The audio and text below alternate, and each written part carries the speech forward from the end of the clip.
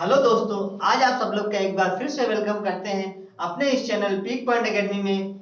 आज हम लोग पढ़ने वाले हैं स्टैटिक्स, मैथ का एक ऐसा टॉपिक जो कि बहुत ज़्यादा लोग नज़रअंदाज कर देते हैं, इसको नहीं पढ़ते या इसके बारे में हमको यूट्यूब में या हमारे बुक्स में जो भी हम लोग बचपन में हम लोग पढ़ाई करते हैं 11th-12th में, वहाँ पे इसको विशेष ध्यान नहीं दिया जाता।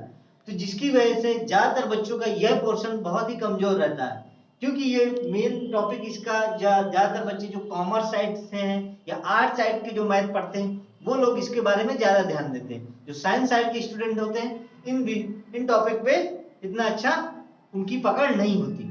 तो आज हम लोग को एक बेहतरीन तरीके से मैं पढ़ाने वाला हूँ उनको, जिससे वो यह टॉपिक क्या हो जाए, एक उनका जो कमज़ोर पोर्शन है वो आने वाले समय में एक ऐसा स्ट्रॉन्ग पोर्शन बन जाए। चाहे वो जिस भी चीज की तैयारी कर रहा हो, चाहे वो कंपटीशन हो या उसका ये हमारा एनसीईआरटी में 11th की बुक हो, वहां पे भी आपको ये मिलने वाला है।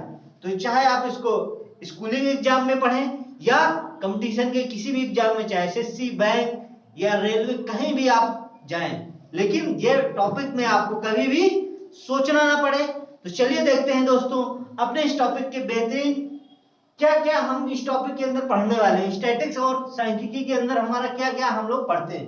तो हमारा जो सबसे पहला पॉइंट होता है, सबसे पहला हेडिंग है मीन। मीन मतलब माध्य, और हम लोग इसके बारे में बचपन से पढ़े होंगे। यदि 9th-10th में हमेशा इनके माध्य क्या होता है कि किसी भी संख्या, टोटल नंबर आप संख्या दिया है, उनको जोड़ के जितने नंबर आप संख्या उनसे डिवाइड कर दिया तो हमारा माध्य निकल आता था।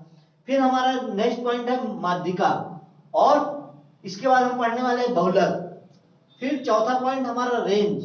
फिर पांचवा मीन डेविएशन या माध्य विचलन। पांचवा है वेरिएशन, इसका मतलब है हिंदी में हम पढ़ेंगे विचरण, या तो कहीं कहीं प्रसार आपको बुक में मिल जाएगा या कहीं प्रसरण लिखा। इसके बाद हमारा सातवां पॉइंट है स्टैंडर्ड डेविएशन, मानक विचलन, और हमारा आखिरी पॉइंट कोएफिशिएंट ऑफ वेरिएशन, विचलन गुणांक। ये हमारा पूरी सांख्यिकी इन्हीं 8 पॉइंट पे ही आधारित है। ये जो हमने 8 पॉइंट यदि हमें समझ में आ गया तो हम सांख्यिकी का कोई भी क्वेश्चन, चाहे वो स्कूलिंग में हो या कंपटीशन एग्जाम में हो, हम उनको 100% सॉल्व कर सकते हैं। तो हम इन 8 पॉइंट को बारी बारी से सीखेंगे और कुछ एग्जाम्पल भी सीखेंगे। तो वीडियो में लास्ट तक जरूर बने रहना है, छोड़ के वहीं जाना नहीं, कुछ मिलने वाला नहीं है। चलिए लास्ट में बहुत कुछ इंटरेस्टिंग होने वाला है। चलिए देखते हैं अपने इन पॉइंट को। तो आइए देखते हैं हम जो स्टैटिक्स है, जो सांख्यिकी है, उनको कैसे हम लोग उनको पढ़ेंगे। तो इसका जो हमारा सांख्यिकी में होता क्या है, आंकड़े होते हैं, ठीक है, कि बहुत सारे नंबर दिया है, उनको बहुत कुछ सिस्टमैटिक होंगे, कुछ विदाउट सिस्टमैटिक होंगे, उन्हीं के बीच हमें काम करना पड़ता है, उन्हीं के बीच में हमें ये सारी चीज निकालनी है।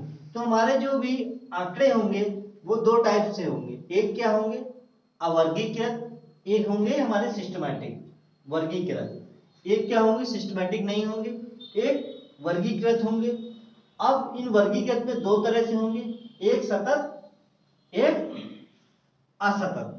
एक हमारा क्या हो गया, सतत हो जाते हैं, एक असतत। लेकिन हम ज्यादातर जो हम लोग पढ़ते हैं वो क्या पढ़ते हैं, अवर्गीकृत। अवर्गीकृत कैसे, जैसे दिया गया है 1 2 3 6 5 8 10, ऐसे जिनका कोई भी एक सिस्टम नहीं है, ऐसे तरीके से हमारे आंकड़े दिए हुए हैं। अब यदि इन आंकड़ों का हमें, ये क्या है, अवर्गीकृत है, इन आंकड़ों में हमें सबसे पहले क्या निकालना है, मीन। तो मीन क्या होता है, माध्य। माध्य क्या होता है, सभी का sum, total number of, total sum, और इसके बाद क्या करेंगे, डिवाइड करेंगे जितने नंबर आप हैं। कितने नंबर हैं, 1 2 3 4 5 6 7 8, 8 है, तो 8 से इसको डिवाइड कर दिए, टोटल सम निकाल लें। 2 1 3 3 3 6, 11 11 8 19, 19 6 आपका 25, 25 10 35 और 12, कितना हुआ आपका 47। ये हो गया 47/8, डिवाइड कर देंगे 8 5 40, 8 7 56, 80 80 64, लगभग 5.8, इसके आगे भी लगभग इतना आया 5.85 या 6। तो ये हमारा कैसे निकाले, माध्य हमारा हमेशा लिखेंगे किसके लिए, जो भी हम सीख रहे हैं ये सारा क्या है, अवर्गीकृत। अब यदि ये हमारा क्या हो गया, माध्य हो गया, अब हमें निकालना माध्यिका। तो माध्यिका के लिए निकालने के लिए हमें क्या करना पड़ता है, यदि हमें माध्यिका निकालना है तो सबसे पहले माध्यिका का मतलब मध्य, क्या है, मध्य। अब जो भी आंकड़ा हमें दिया गया है वर्गीकृत, उसको या तो आरोही या तो अवरोही, या तो घटते हुए या तो बढ़ते हुए क्रम में हम उनको सिस्टमैटिक रूप से लिख लेंगे। जैसे ये क्या है, यहाँ 6 देखो आगे आगे, तो इसको लिख दिया 1 2 3 5 6 8 10 12। अब इसमें हमारे कितने टर्म है, 8 टर्म है। अब यदि क्या है, माध्यिका में यदि टर्म कितने हैं, इवन नंबर है, 2 पॉइंट आएंगे, या तो इवन होंगे या तो ऑड होंगे। यदि इवन हुआ, अब इवन में पीछे से कट करते जाओ, देखो एक ये कट हो गया, एक ये कट हुआ, फिर ये कट हुआ, फिर एक ये कट हुआ, एक ये कट हुआ, एक ये कट हुआ, लास्ट में क्या बचे, ये 2 बचे, क्योंकि हमें पूरे नहीं कट करने। अब क्या करते हैं, इन दोनों का एवरेज निकाल लेते हैं। तो यदि इवन होता है तो क्या निकालना है, n/2 प्लस n/2 प्लस वहां पद और बटे 2, मतलब इन दोनों का सम का एवरेज। तो क्या आ जाएगा आपका 5 + 6/2, आपका आ गया 11/2, 5. ये कब निकालेंगे, जब हमारा संख्या क्या दिया गया है, इवन में है। यदि यही संख्या ऑड में होता, कैसे, अब इसी में ऑड कैसे हो गया, 1 2 3 5 6 8 10, मान लो इतनी संख्याएं दिए गए हैं। अब कितने, 7 है, यहां से कट गया, ये कट हो गया, ये कट हो गया, ये कट हो गया, ये कट हो गया, लास्ट में कौन बचा, 5। तो ये क्या हो गई हमारी, ऑड के लिए क्या हो जाएगा, हमारा जो है लास्ट वाली संख्या, क्या, ये चौथी संख्या होंगी, n/2 + 1, n+1/2। क्या होगा, ये आपके 7 पद हैं, तो 7 + 1 8/2, कितना हो गया, चौथा पद। तो चौथा पद क्या होगा, 5। क्या है चौथा पद। तो हम लोग क्वेश्चन को कर सकते हैं आसानी से, लेकिन हमें ये चीजें बिल्कुल क्लियर होनी चाहिए दिमाग में कि माध्य क्या होता है, माध्यिका क्या होता है। माध्यिका हमेशा जो मिड का टर्म है, लेकिन ये कब करेंगे, पहले संख्याओं को आरोही या अवरोही क्रम में लिख लेंगे, उसके बाद फिर हम निकालेंगे। और यदि माध्य निकालना है तो कुछ नहीं करना, सबको सम कर डालो और जितने पद हैं उतने से डिवाइड कर दो, तो आपका निकल आएगा माध्य। अब हमारा तीसरा पॉइंट है बहुलक। तो हमने अभी तक क्या सीखा, माध्य और माध्यिका। अब हमारा क्या है, मोड, बहुलक। तो शब्द से देखो पता ही चल रहा है, बहुलक जिसकी ज्यादा बहुलता हो, जिसकी ज्यादा अधिकता हो जिस टर्म की, उसी को कहेंगे बहुलक। जैसे संख्या दिया गया है 5 6 2 1 7 8 5 3। अब ये है हमारा, ये हम अभी तक पढ़ रहे हैं अवर्गीकृत आंकड़े, ये संख्याएं दिए गई हैं। अब इन संख्याओं में हमें देखना है कि कौन बहुलक है। तो बहुलक कैसे निकालेंगे, जिसकी संख्या ज्यादा है, सबसे ज्यादा कौन है, 5 देखो हमारा 3 बार है, एक ये है एक ये है, तो ये संख्या 3 बार, तो इसकी बहुलक क्या हो जाएगा, 5 हो जाएगा। यहाँ पे बहुलक क्या हो गया, 5। तो बहुलक कुछ भी हो सकता है, ऐसा नहीं, बहुलक 0 भी हो सकता है ऐसी संख्या है 1 2 3 4 5। अब ये संख्या दे दी गया, इसमें बताइए बहुलक क्या है, इसमें कोई भी संख्या नहीं पता चल रहा है। इसका बहुलक क्या हो गया, 0 हो जाएगा। और ऐसी भी संख्याएं हो सकती हैं, मान लो इस 5 की जगह हमने 3 लिख दिया, तो देखो 5 भी 2 बार है, 3 भी 2 बार है, तो यहाँ पे बहुलक क्या हो जाएगा, 5 और 3 दोनों हो जाएंगे। तो ऐसा नहीं है कि हम सोचे कि एक ही बहुलक ही निकलेगा, बहुलक हमारे कई सारे हो सकते हैं, 0 भी हो सकता है और नंबर ऑफ वे भी कई सारे हो सकते हैं। तो हम लोग क्या क्या सीखे, मीन, मीडियन, मोड और रेंज। रेंज क्या होता है, अब देखो रेंज का मतलब है कि उसकी कहां से कहां तक रेंज है। जैसे संख्या दिया गया है 1 2 3 5 8 10 15, ये हमारे आंकड़े दिए गए हैं। अभी इन आंकड़ों की बताना है क्या, हमें रेंज बताना है। तो रेंज क्या है, रेंज हमारा होगा जो मैक्सिमम नंबर है माइनस मिनिमम। सबसे मैक्सिमम क्या है 15 और सबसे मिनिमम 1, तो रेंज क्या हो जाएगा 15 माइनस 1 क्या आ जाएगा 14। तो समझ में आ रहा है कि हम लोग कैसे क्वेश्चन को सॉल्व कर सकते हैं। और ज्यादातर सिंपल जो हमारे अवर्गीकृत आंकड़े होते हैं इसी तरह के ही आते हैं। चलिए हम देखते हैं अपने नेक्स्ट। तो दोस्तों अभी तक हमने जो ये 4 पॉइंट निकाले, मीन, मीडियन, मोड और रेंज, ये सारे किसके थे, अवर्गीकृत आंकड़े थे। अब हमारा यदि वर्गीकृत आंकड़ा दिया गया है असतत और सतत, तो हम लोग कैसे इनको निकालेंगे इसके बारे में हम पढ़ेंगे। असतत क्या होते हैं, असतत आंकड़े कैसे हो सकते हैं। अब देखिए ये क्या है, वर्गीकृत है, तो ये हमारे एक टेबल के फॉर्म में होंगे।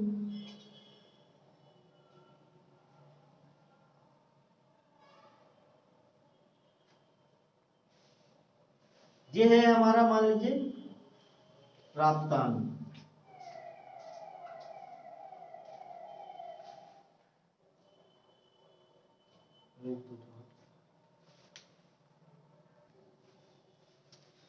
तो दोस्तों आज हम लोग क्या देख रहे हैं, असतत आंकड़े। असतत आंकड़े में दिया गया है, ये है अनुक्रमांक टेबल और ये है प्राप्तांक। यहाँ पे क्या है कि अनुक्रमांक एक कि कितने टेबल फॉर्म में हमारा सारा क्वेश्चन रहेगा कि यह है अनुक्रमांक 1, इसके नंबर आए हैं 40, 2 के हमारे 43, 3 के 45, 5 के 41, 6 के हमारा 39, 7 के 43, 8 के 42। तो हमारा क्या है, एक टेबल फॉर्म में हमें ये होते हैं असतत। और यदि यही सतत क्या होंगे, सतत में हमारा एक रेंज दिया रहेगा। कैसे कि यहाँ पे यही प्राप्तांक कितना है, 1 से रेंज दे दी गई कि अनुक्रमांक 1 से 10 के बीचों का कितने नंबर आ रहे हैं, 40 नंबर आ रहे हैं। 10 से 20 ये हमारा 30 नंबर आ रहा है। 20 से 30 ये हमारा 42 हो गए। 30 से 40 ये हमारा आ गया 45। तो यहाँ पे जो हमारा दिया रहेगा, यहाँ पे जो टेबल बने रहेगी उसमें एक रेंज रहेगा कि 1 से 10, 10 से 20, 20 से 30, एक सिस्टमैटिक एक रेंज तुमको दिया जाएगा, उसी रेंज में ये लोग बढ़ते जाएंगे। और यहाँ पे हमारे प्राप्तांक क्या और भी चीजें टेबल के रूप में दिया जा सकता है। ये हमारा क्या है, ये हमारा सतत है और ये हमारा सतत है और ये हमारा असतत। ठीक है, तो इस तरह अब इन क्वेश्चनों में हम कैसे हम निकालेंगे मीन, मीडियन, मोड और रेंज, ये कैसे निकालेंगे चलिए देखते हैं। देखो माध्य निकालना है इसका, माध्य का हमारा इसका फार्मूला क्या होता है, xi इंटू fi, इसका गुणा इसके साथ, इसका गुणा इसके साथ, इनका आपस में गुणा होगा। फिर इसके बाद क्या निकालेंगे, उनका सम, जो ये हमारा सिंबल लगा है ये किसका है, सम का। कहां से लेके i to n, जितने हमारे टर्म, यहाँ पे कितने पद हैं, 8 पद हैं, तो 8 पदों का हम यहाँ पे सम निकालेंगे। नीचे क्या है हमारा fi के सारे टर्मों का हम क्या निकालेंगे, सम।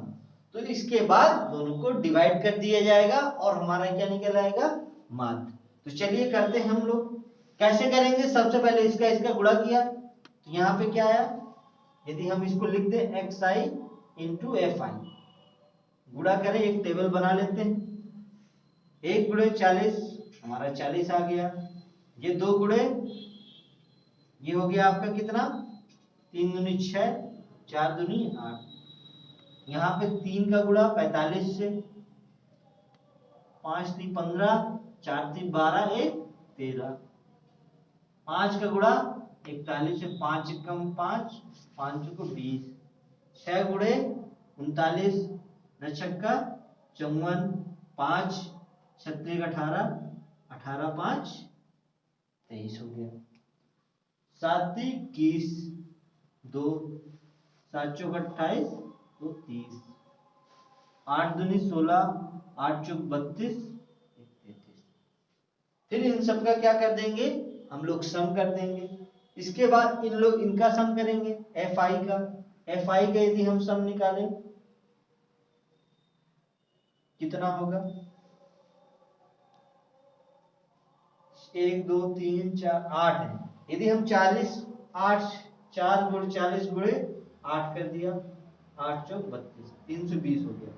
यहाँ पे देखो 3 ज्यादा है, प्लस 5 प्लस 1 और यहाँ पे -1, प्लस 3 और प्लस 2, ये दोनों तो कट गए, 5 3 8, 8 2 10, 10 3 13, 13 इसमें और जोड़ देंगे तो कितना आ जाएगा, टोटल 300। तो इस तरह सवाल को हम लोग सॉल्व कर सकते हैं। आपका ये क्या निकला है, एफ आई, और इनका सबका यदि सम कर देंगे तो हमारा क्या निकल आएगा।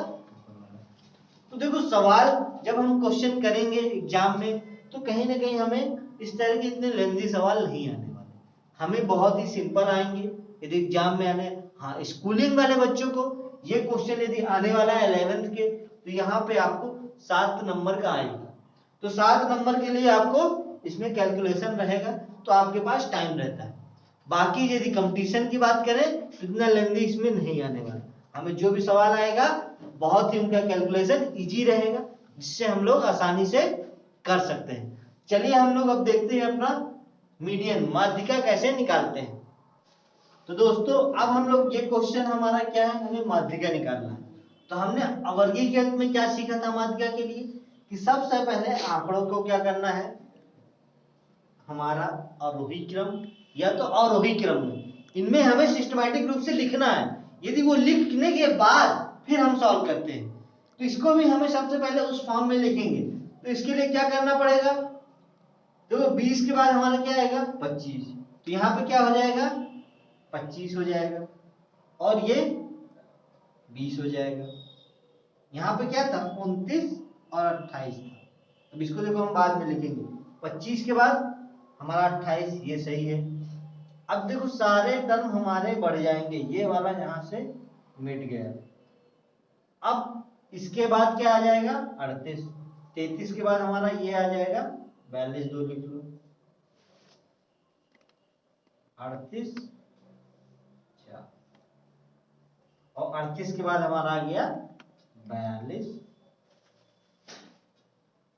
ये है 29, एक टर्म हमारा यहाँ पे मिस हो गया। तो चलिए हम लोग फिर से नई टेबल बना लेते हैं, क्योंकि यहाँ पे सारा बनाना पॉसिबल नहीं। तो चलिए हमारा एक नया टेबल बना रहे हैं। अब पूरा सिस्टमैटिक से हम कैसे बनाएंगे, ये हो गया हमारा एक्स आई और ये हो गया एफ आई।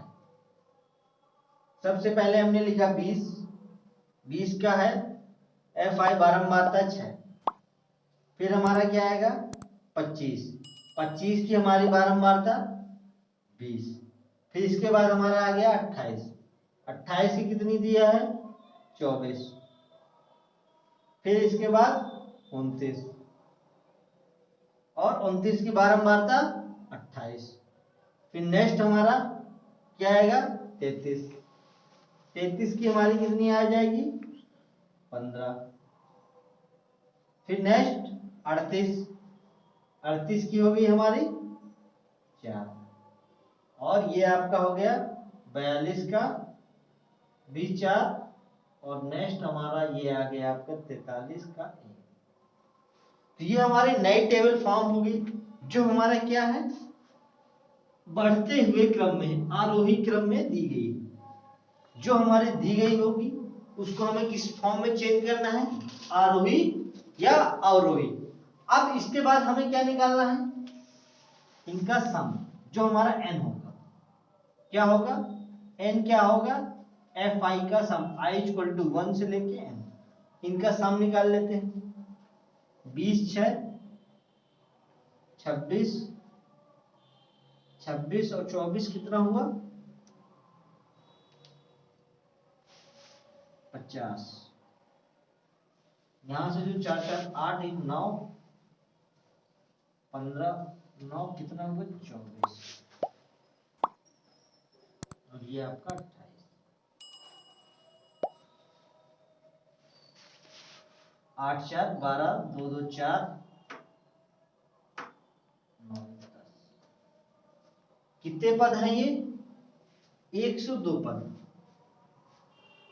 अब ये क्या है, हमने सीखा था इवन होगा तो क्या करेंगे, n/2 प्लस n/2 प्लस ये दोनों पद निकालेंगे बटे 2 कर देंगे।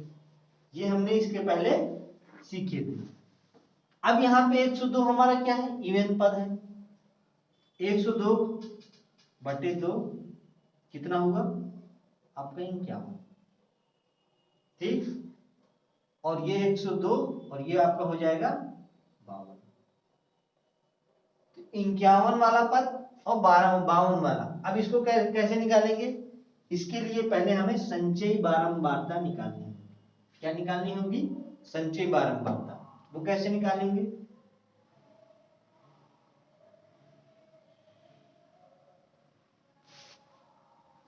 सब 6 है, यहाँ पे 6 लिया, फिर इसका इसमें ऐड किया, ये कितना हो गया 26, फिर इसे ऐड किया 24 में, कितना आ गया 50, फिर 50 को 28 में ऐड किया, कितना आ जाएगा आपका 78।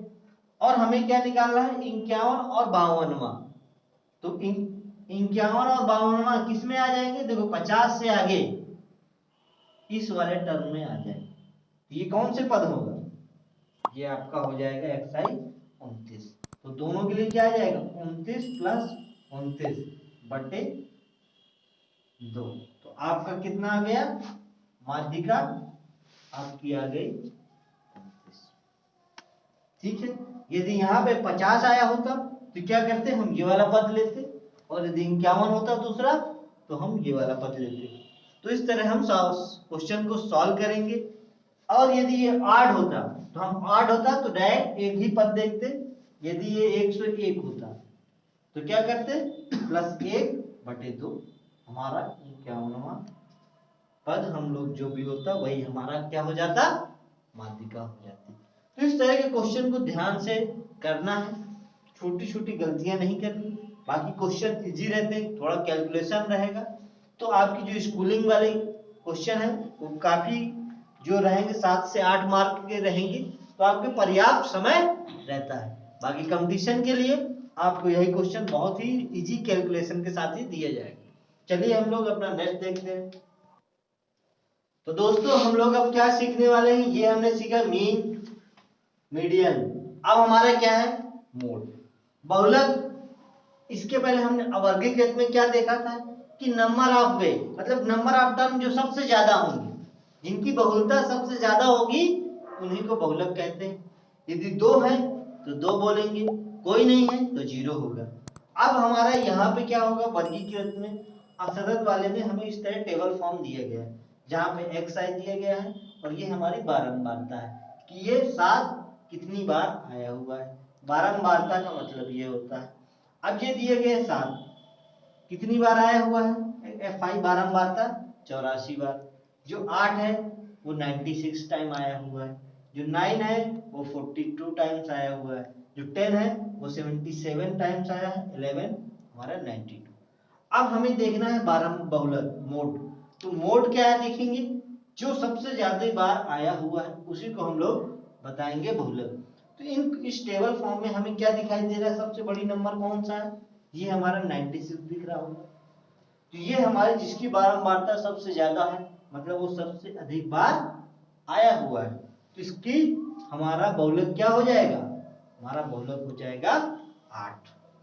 क्या हो जाएगा बहुलक, बहुलक हो गया हमारा 8, क्योंकि 8 हमारा 96 टाइम्स आया हुआ है। ठीक है, तो ये हमारा क्वेश्चन यहाँ खत्म हो गया। अब हमारा रेंज, इसमें रेंज हमारा देखना है कि कहां से कहां तक जा रहा है। यदि हम देखें तो हमारा मिनिमम कहाँ है 7 और मैक्सिमम 11। अब इनके बीच का कितना रेंज हुआ, 11 माइनस 7, हमारा कितना आ गया 4। तो ये हमारा रेंज निकाल लिया, चाहे वो हमारा अवर्गीकृत आंकड़े हो चाहे वर्गीकृत हो, दोनों के लिए रेंज सिंपल है कि जो हमारा मिनिमम है और जो मैक्सिमम है उनकी बीच की वैल्यू कितना, बीच में अंतर कितना, वही हमारा रेंज हो गया। बहुलक दोनों के लिए लगभग सेम है, दो नंबर ऑफ टर्म जिनके सबसे ज्यादा होंगे उनको बहुलक बोल देंगे। माध्यिका में अंतर है, माध्यिका में हमारा क्या निकालेंगे, संचयी बारंबारता नंबर ऑफ n निकालेंगे, उसके बाद हम माध्यिका निकालेंगे। तो चलिए दोस्तों, आज हमने इन चारों चीजों को पढ़ा, असतत। अब हमारा नेक्स्ट टॉपिक दोस्तों, आज हम लोग क्या क्या सीखे इन चारों पॉइंट के बारे में। हमने अवर्गीकृत और असतत, इसके सारे पॉइंट हम लोग क्लियर कर लिए गए हैं। वीडियो में हमारा जो नेक्स्ट वीडियो आने वाला है, बने रहना है, जो आपको मिलने वाला है सतत का। तो जितने भी आपके दोस्त हैं, जो भी ग्रुप है, उनको ज्यादा से ज्यादा शेयर करें। और नेक्स्ट वीडियो में हम लोग तैयार रहे हैं कि हम लोग एक बहुत ही बेहतरीन, क्योंकि आने वाला जो भी जिन भी बच्चे 11th में हैं, एनसीईआरटी बुक प्रिफर कर रहे हैं या कोई अदर भी, उन सब में ये चीजें मिलने वाली है, जो आपको बहुत ही लेंथी तरीके से पढ़ाया गया है कि एक एक चीजों को लेके आपको हो सकता है हफ्तों में वो चीजें जो आपको बहुत ही कम समय में यहाँ पे समझाया गया है, सटीक क्वेश्चन, जिससे आप ज्यादा से ज्यादा नंबर लें। जो भी स्टूडेंट कंपटीशन की तैयारी कर रहे हैं उनके लिए ये बेहतरीन है कि उनका सारा कॉन्सेप्ट क्लियर होगा।